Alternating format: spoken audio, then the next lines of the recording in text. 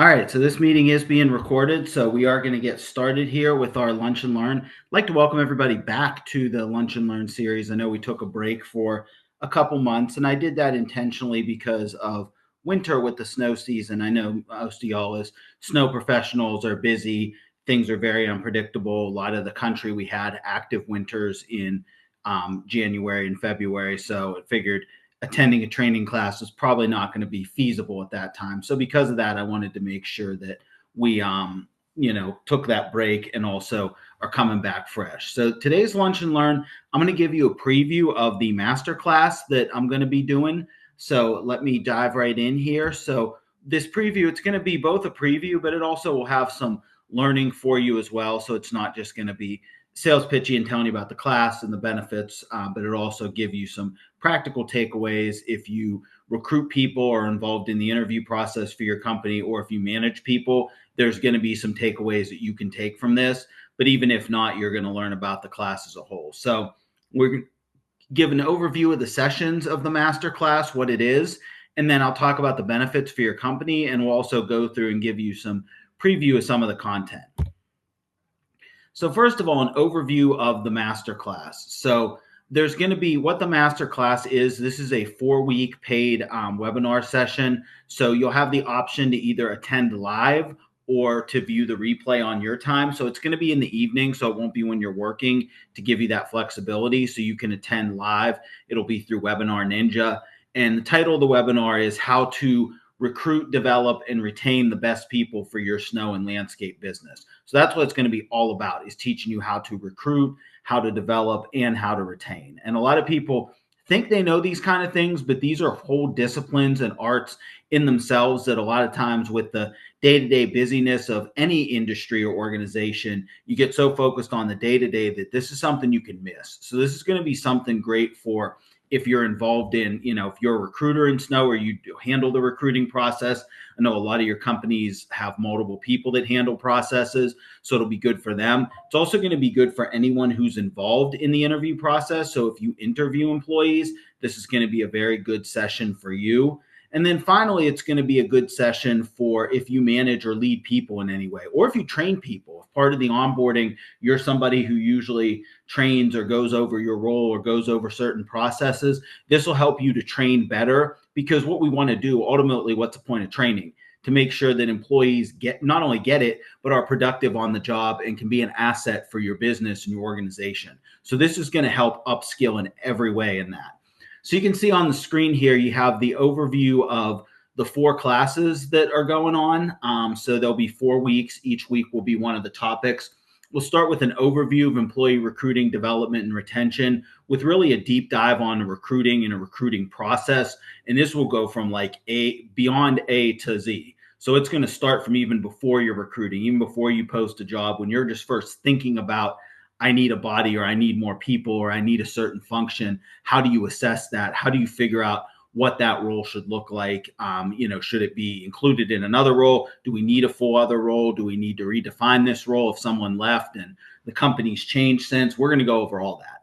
So it's going to take a deep dive in the recruiting process.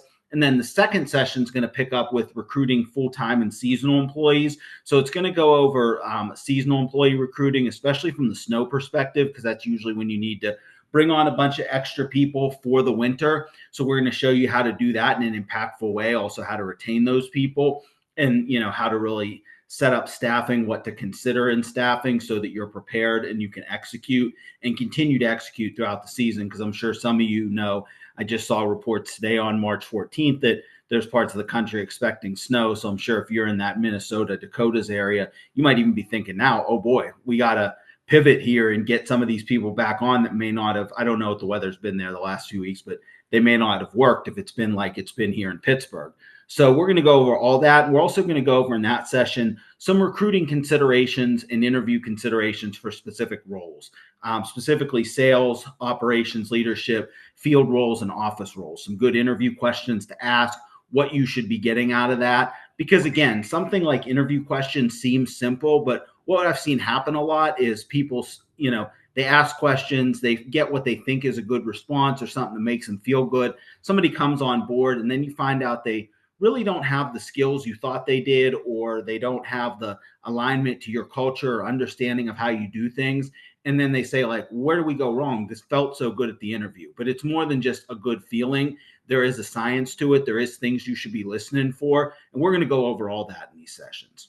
Then we're going to move to training and developing your employees. You can see the third lesson there. So this is all going to be about onboarding, also ongoing training, individual development. So it's going to really cover how do we train and get them up to speed with the essentials, what a good onboarding process looks like, which hint, hint, it's not dump everything on them in 3 days and then throw them to the wolves. But we're going to break it down of how you can do not do that, but do a good onboarding process rationally that's going to make sense and that's going to be, help maximize your employees. And then developing, how do we continue to develop employees? Because if you have a smaller company or growing company, in snow and ice, especially sometimes even with white collar positions, you might wear many hats. And we want to develop those employees who really get our culture and are aligned with our core values. I know several from social media that I see that represent your companies very well.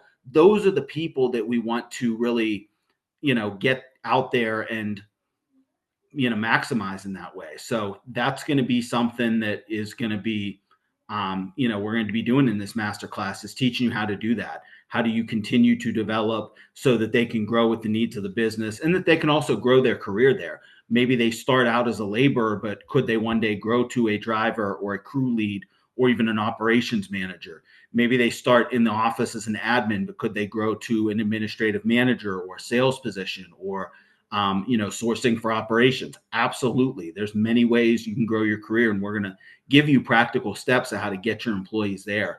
And also we'll talk about finally retaining employees and employee engagement. Anybody knows when you lose people, especially when you lose good people in your company, it hurts. It's, some of you listen to this are probably visualizing that gut punch of losing employees, and it's understandable. I'm visualizing it as I'm saying it. So with that, we're going to show you practical ways that you can actually increase your retention through increasing employee engagement.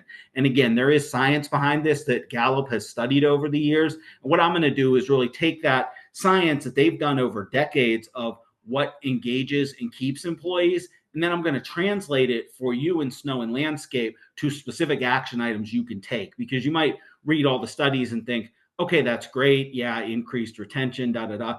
But how do I do that in my day-to-day? That's part of what this course is going to teach you. So really what it's going to meet is it's going to be the meeting of the inspirational of, where you could be and how this could be good for you, meeting with the practical of how do I actually do it day to day? Who can own it? How do we make it happen? How do we track it? Because that's going to create the systems to make it happen. And as I don't know who said this originally, but I think I saw it through my friend Scott Lesack, is effort doesn't scale, systems do. And if I'm quoting the wrong person there, definitely, but I know Scott's all about systems. So definitely remember, systems scale. So this is going to give you people systems that you can scale with. Move on to the next slide here. So what this is going to teach you, and this is kind of how I'm going to open the course, but I'll show you this slide for learning takeaway today, is really what do you need to have people success? When you break it down to two things, what you need is number one, engaged employees, and number two, they have to be in the right seat. So what does that mean practically? Is engaged employees are those people who voluntarily and happily give extra effort at work because they're working in their strengths, they're thriving, they like what they do day to day. That doesn't mean they need to like every single task, but generally they like what they're doing. If they're in the field, they like working with their hands, they like completing a project and putting something together that the client's satisfied by. If they're in sales, they like those relationships and servicing those clients, learning how they can meet their needs and be a partner, etc., all the way down the line. So we really want to get engaged employees, and then we want to get them in the right seat. So what we mean by right seats is, number one, their skills, experience, and strength match the job duties. So simply put, if you're hiring a heavy equipment operator, that they've operated equipment before, they're skilled with the machine, they have the experience with it.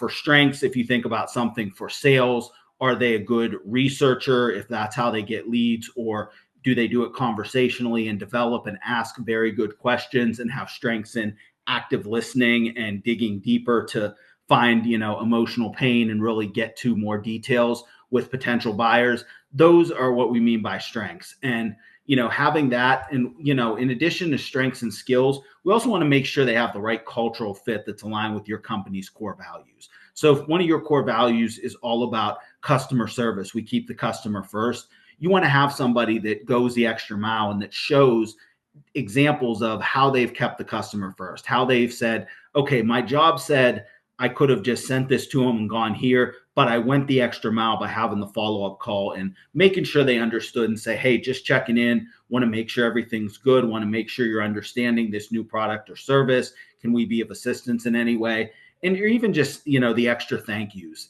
positivity, pushing through a negative circumstance is a core value of yours. You want to see examples of how even on the worst day, they still were solutions oriented and focused that way. And I'm going to go over a couple benefits of employee engagement. So this is again from Gallup, who's done decades of research on this. They've researched and found there's a huge difference between top and bottom quartile business units that they studied. So people that finished in the top 25% of engaged employees versus companies that were in the bottom 25%. So if you compare those two, the top 25% of companies compared to the bottom 25% had 81% less absenteeism. So as a snow landscape facility service leader, imagine the efficiencies you would gain in a snow event or with landscape projects and maintenance if you had 81% less absenteeism. Imagine not having to scramble. So this is going to be kind of the inspirational of why behind the course, but I really want you guys to think about this because this can be transformational for your business. Also, top quartile companies saw 58% less safety incidents with their companies as opposed to those bottom quartile companies. So that's a huge cost savings, personal injury savings, and potential lawsuit savings, not to mention better relationship with your client. If you have 58%, almost 6 in 10 less safety incidents, your clients are going to be a lot happier with how you're working and the incidents aren't happening on their site because you're not breaking their stuff or you're not causing an incident. So think about what that would look like for your company. So if you're a company leader or owner, as I'm throwing these stats out, I don't want you to just hear numbers, but I really want you to hear what that could mean tangibly for your business. Think about that and internalize that.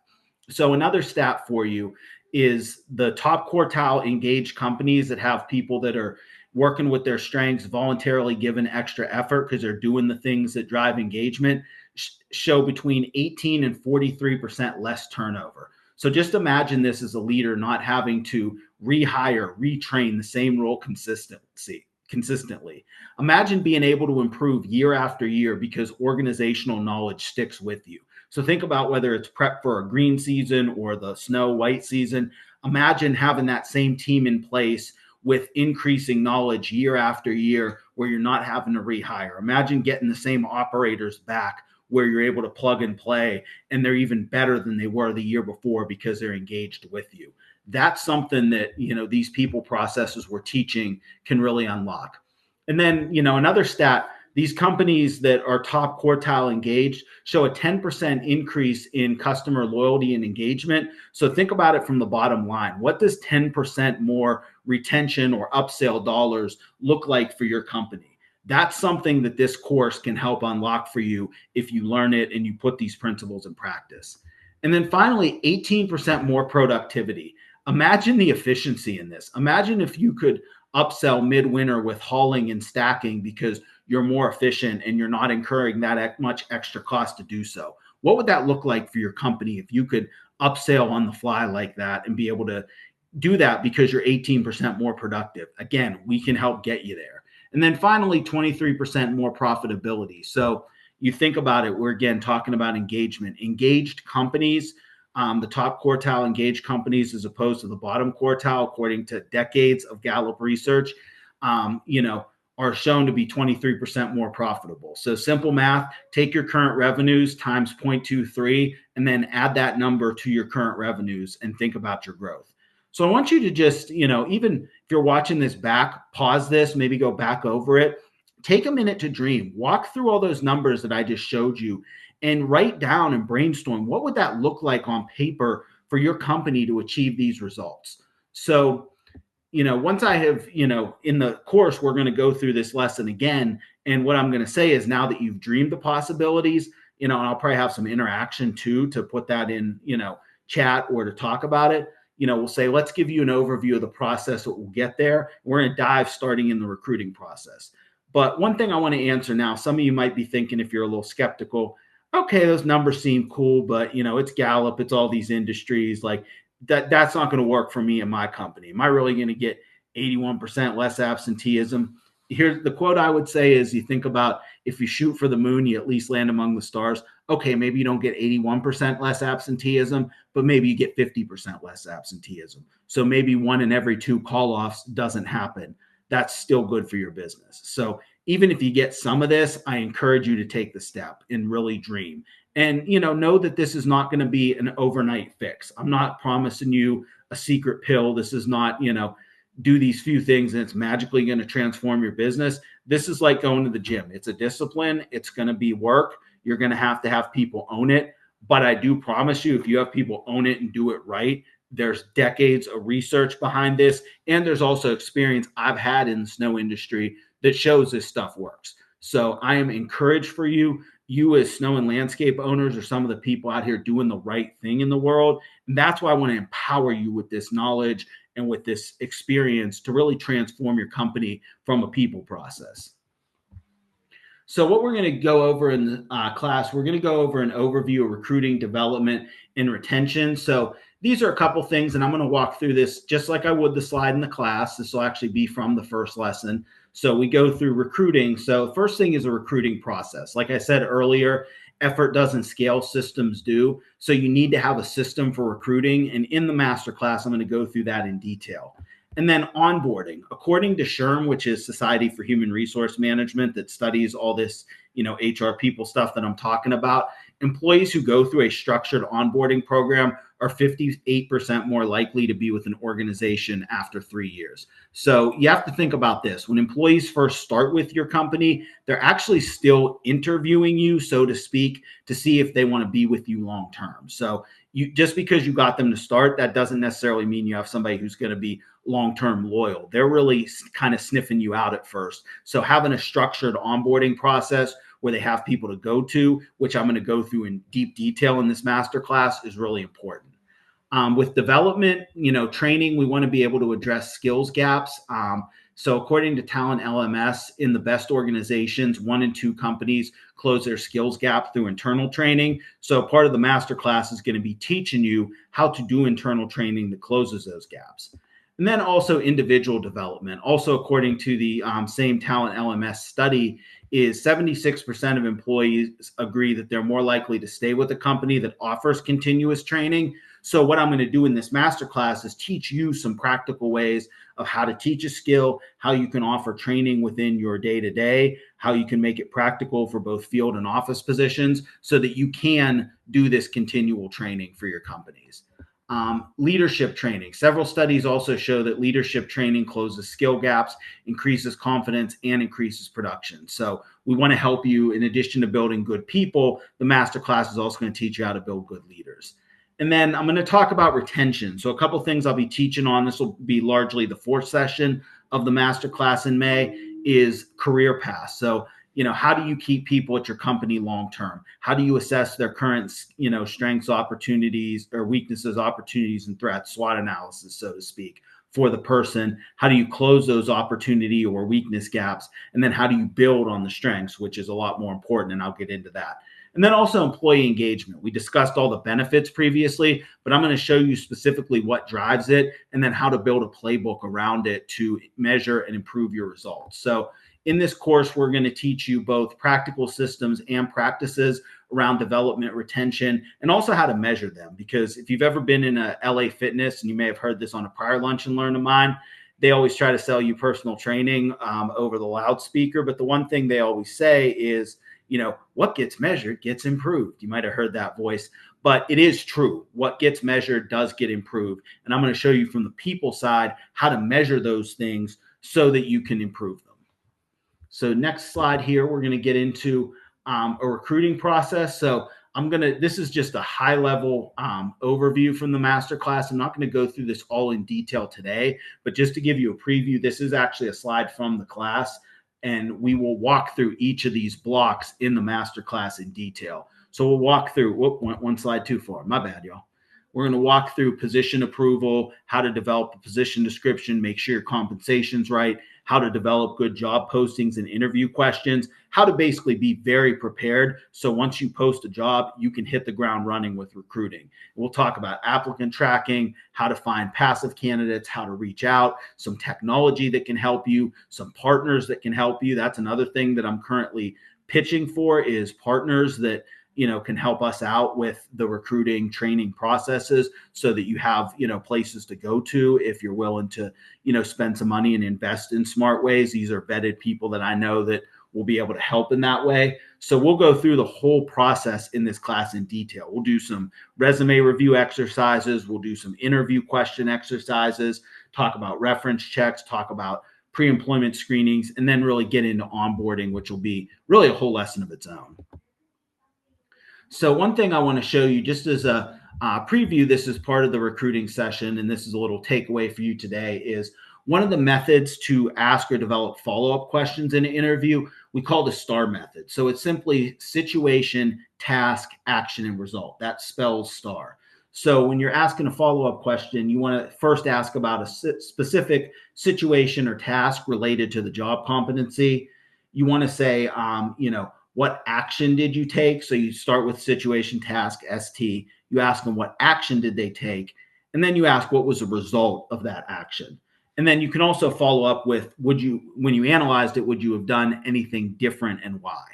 And one thing that's important with the STAR method with any interview question is make sure to be asked specifically about the role the employee played. Many times they might say, well, we or my team did this. Okay, what did you do? So for example, I can say, well, my team sold, $5 million worth of snow. Oh, that's great. Well, what did you do? Well, I'm the trainer, so I did individual development plans for the employees. Now, while doing individual development plans is certainly a good function of training, if I'm interviewing for a sales leader role or a sales manager, account manager role, and I'm saying that I can sell new business, but I've actually only done training on it, then I'm not qualified. But you can see how I answered the question. I said my team sold, or we sold $5 million in new business this year. So I kind of almost made it seem like I did it, or I had skills that I didn't have. And that's just one of many examples of how things can get hid in the interview process if you don't dig. So what I'm going to teach you in this masterclass is really how to dig properly and in the right way to get the information that you need. So just an example here on the STAR method. So let's say you're interviewing an operations manager. You're asking about adaptability. So you say, give me an example in Storm when something went wrong. How did you respond? So you're asking about a situation in Storm, something happens, and then what did you do? What action did you take? Or what was the task? And then you say, what decision action do you take? So they might say, oh, well, what went wrong was a loader, a hose on a, plow broke on one of our trucks on the site. So I called the mechanic to dispatch him to the site, made sure to get an ETA to communicate that with the team to let them know how long it would be till they got there. I did shift teams around a little bit to work while that machine was down, made sure they covered the priority areas. So maybe if that truck was helping you to, do some detail work in the back lot, and it was down or another machine was working in the back lot, but, now the truck was down and that was helping on the main, drive lanes and entrances. Maybe you need to bring that machine out then and do the entrances. So they said, I also proactively communicated with the customer because, they asked to be in the loop. And then you ask, what was the result of that decision? So it took about 45 minutes to get there and get the fix done, but we did get the machine fixed properly. We got the, hose fixed. Some spots in the back were still covered at opening, but we communicated with the customer what happened. They were understanding, and eventually we did get it all done. So that's kind of how you can ask about situation, task, action, result. And you can also ask again, what would you have done differently and why? And we could say, well, you know what? We started after that putting a process in to have better double checks on the machine after the shift. And we also looked at our process for how we prioritize the site when we start to make sure that priority areas are done in case something does happen. So this would show in this case that this is somebody who was adaptable, but also learned from a mistake or learned from something that went wrong. So I hope this gives you just a little bit of how you can beef up your interview questions and your follow-up. You can use this while I did it as a follow-up method. You can even write questions in this aspect. So even if you're just watching this free preview, this is something for you to get. But we're going to go a lot deeper when we get in the master class on specifics for different roles. So this is really going to benefit you if you interview people, make decisions, you manage people, you hire, you lead in any way with the company. This is going to be good for you. So we're going to talk another thing, just showing you some preview slides with the last couple minutes here. So we're going to talk about one-on-one meetings, which is something that every leader should be having with their direct reports, at least bi-weekly. And the three reasons for this is, well, the one overarching reason is, again, Gallup research shows that 70% of the variance in employee engagement is directly affected by the employee's direct manager. So you want to make sure you have those good direct managers in place. And then this is going to give them the tools specifically to be able to run effective one-on-ones for the purposes of rapport building, which, is getting to know their employee, which helps lead to long-term retention. And then also alignment on work deliverables. So this is where the employee basically is like, all right, here's what I got done last week. Here's what I'm working on this week. I'm running into some conflicts here. Anything else you want me to prioritize, which helps you stay on the same page. And I'm going to go a lot deeper on this in the actual class, but I'm just giving you a quick overview. And another thing I like to add to one-on-ones is professional development. So, and this can be very small consistently. It can be as simple as, hey, I read an article in Snow Business Magazine on de-icing, based on our winter review. I think next year we should consider X. So I'd like to add this to our winter prep meeting next year. And that can be something you discuss. And maybe you say, well, why do you think that? And you engage them. It doesn't have to be a long discussion. With professional development, you're actually better to do small bites consistently applied to the job than something big. And then the last thing I'm going to show you here is the employee engagement hierarchy. So this is what Gallup, which I referenced earlier, really bases their engagement off of. So this shows you, really from a basic needs level up to a growth level, what it takes to engage employees.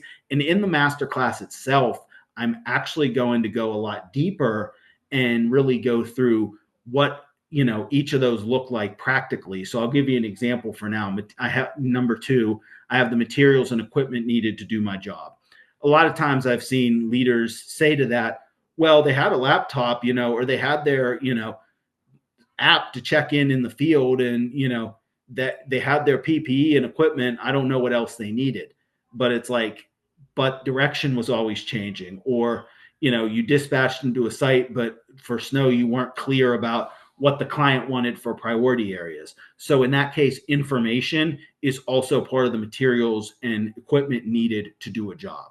And that's just one very small example of all of these. So I'm going to go through, this is going to be close to a whole lesson along with practical follow-up and talk about employee retention. But this is stuff that's been proven over decades of research. If you do it right, you're going to retain employees. And, just as if you've seen any of my written communications around this, through my time in snow and ice, I've put these principles in place and seen, when the principles are applied properly, we've seen a 30+% reduction in full-time employee turnover. We've seen a 44% increase in seasonal employee retention.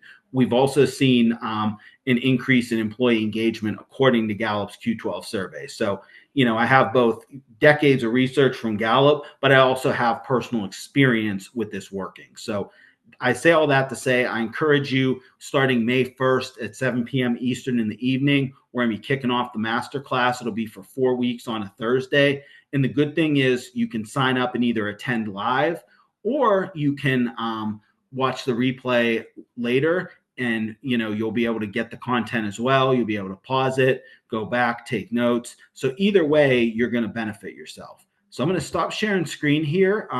So give me 1 second. Apologize, my technology is not behaving with me very well. So I think I went off share screen. I think I'm off sharing screen now. So Hope I'm off sharing screen now because I'm about to pull something else up. So either way, we'll find. But what I'm going to do for those of you who subscribed here is I am going to actually put the registration for the webinar in the chat.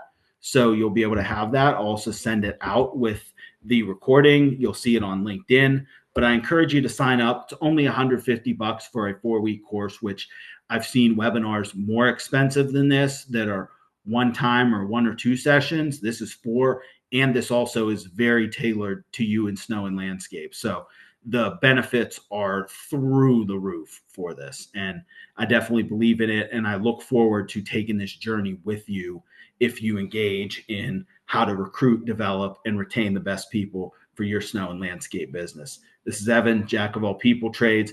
Thank you very much if you've watched live or if you're watching later. I appreciate you. Y'all are the best.